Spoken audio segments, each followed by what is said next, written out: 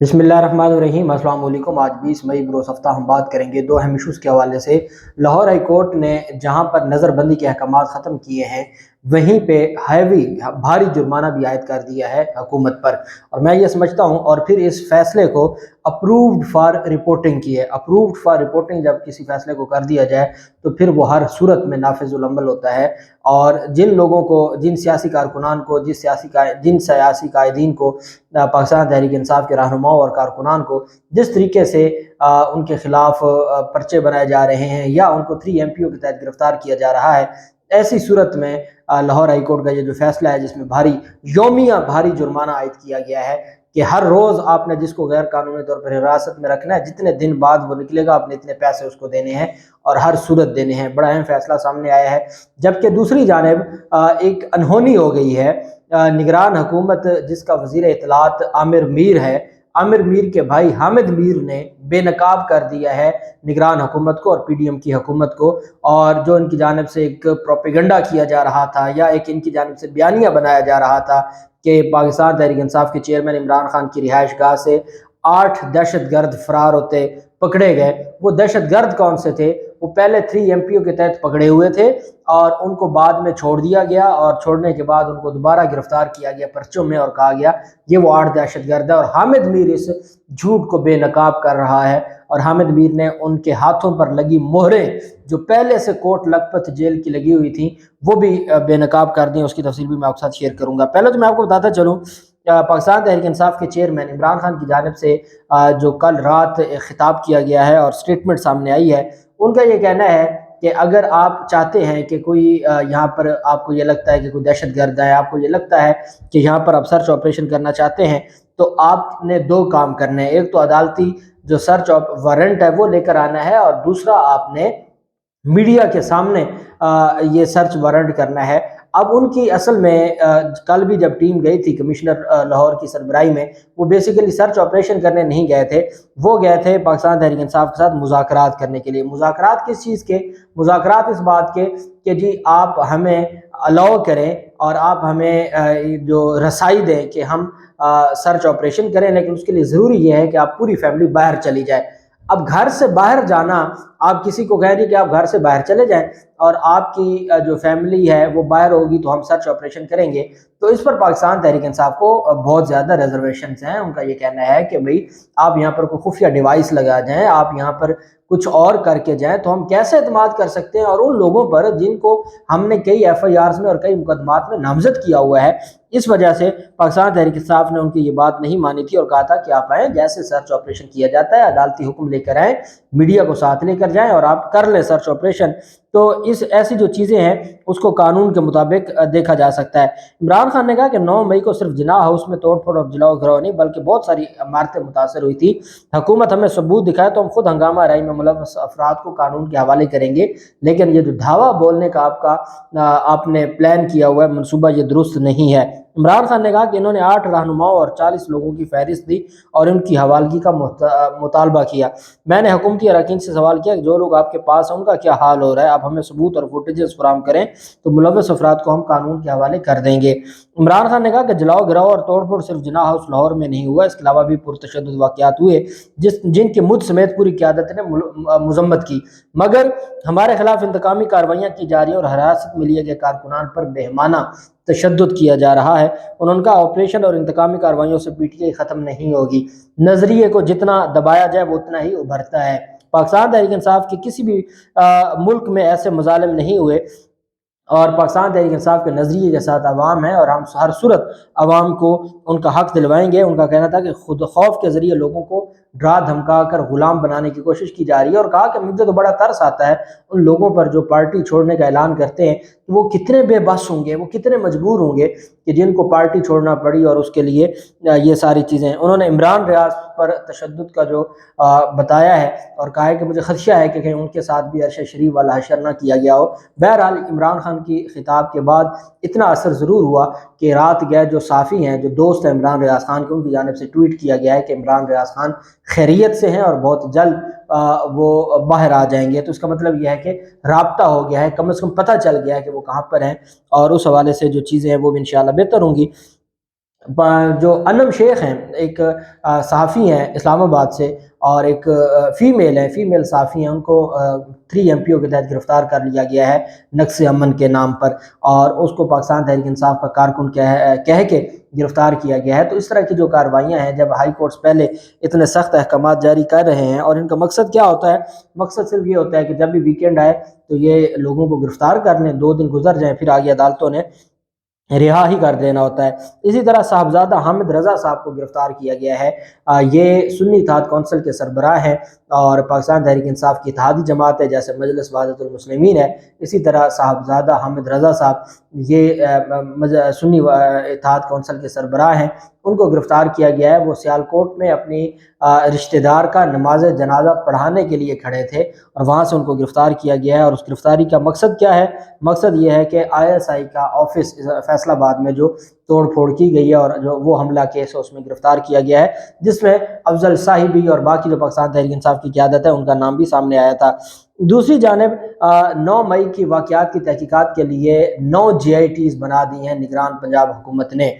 نگران پنجاب حکومت کی جانب سے جو نوٹیفیکیشن جاری کیا گیا، اس میں یہ کہا گیا ہے کہ 9 مئی کے واقعات کو ہر صورت میں ہم نے جو انکوائر کرنا ہے، انویسٹیگیٹ کرنا ہے، اور اس حوالے سے 9 GITs بنا دی گئی ہیں۔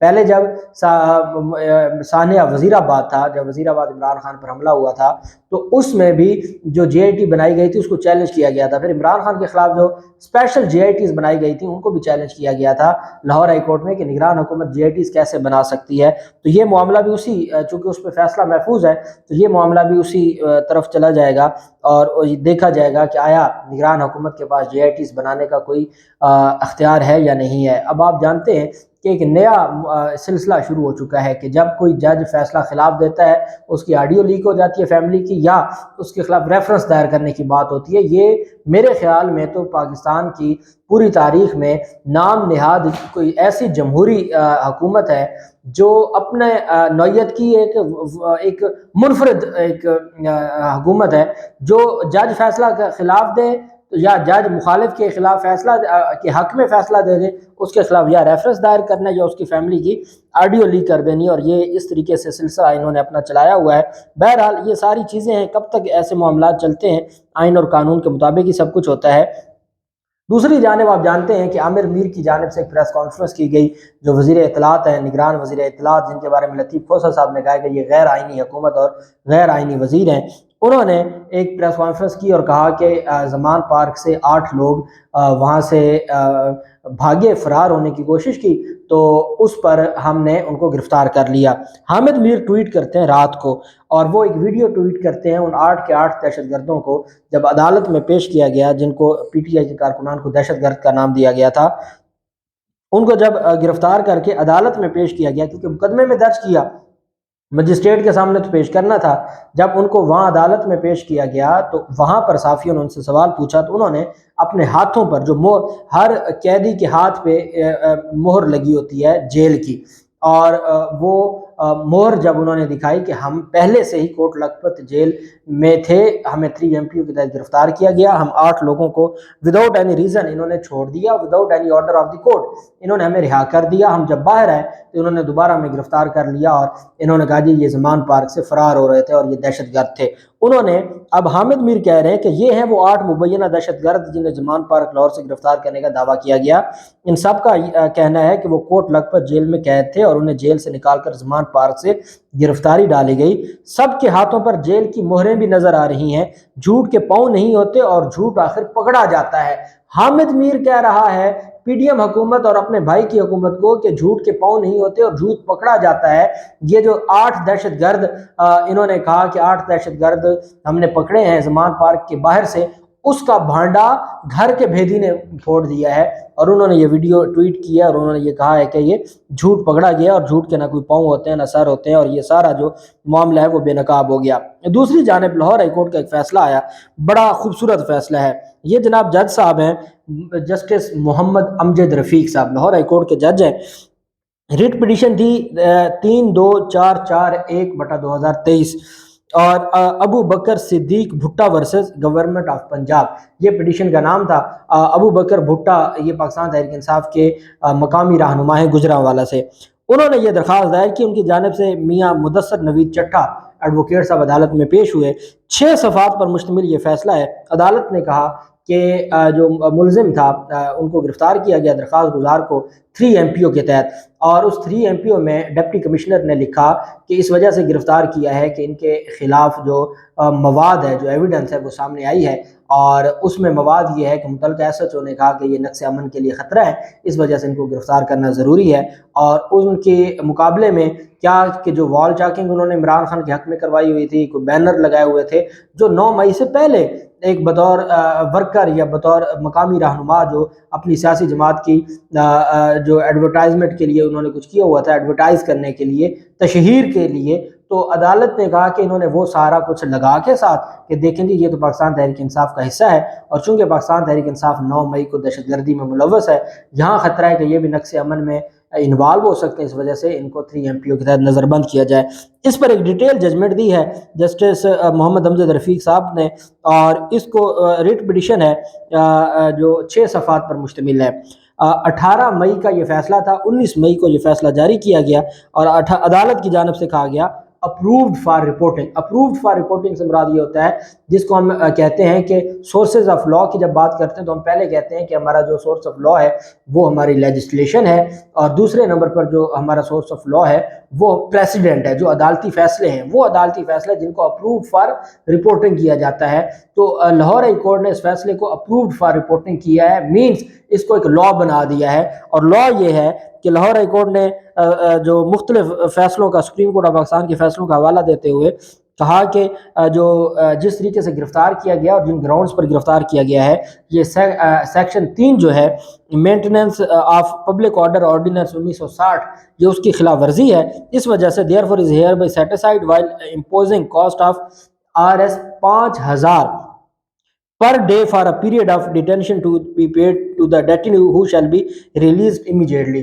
کہ جی جو ان کو گرفتار کیا گیا تھا یا حراست میں رکھا گیا تھا وہ حراست غیر قانونی ہے، اس کو کالعدم قرار دیا جاتا ہے، اور جتنے دن اس نے حراست میں گزارے ہیں پر ڈے 5000 روپے حکومت وقت اس کا جرمانہ بھرے گی، اور اس کو ریلیز بھی کرے گی، رہا بھی کرے گی، اور ساتھ اس کو اتنے دنوں کا جرمانہ بھی ادا کرے گی۔ جب اپرووڈ فار رپورٹنگ ہو گیا تو اس کا مطلب یہ ہے کہ یہ ایک لاء بن گیا، جتنے بھی پاکستان تحریک انصاف کے جو کارکنان ہیں یا قائدین ہیں، جتنا دن وہ جیل میں گزاریں گے 5000 روپے پر ڈے ان کو ریاست دے گی، کیونکہ غیر قانونی جب عدالت ڈکلیئر کر دے گی، کیونکہ ڈکلیریشن عدالت نے دینی ہے کہ کیا قانونی ہے اور کیا قانونی نہیں ہے۔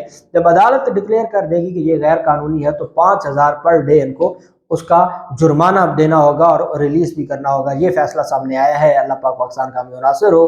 بہت شکریہ۔ اللہ حافظ۔ پاکستان زندہ باد۔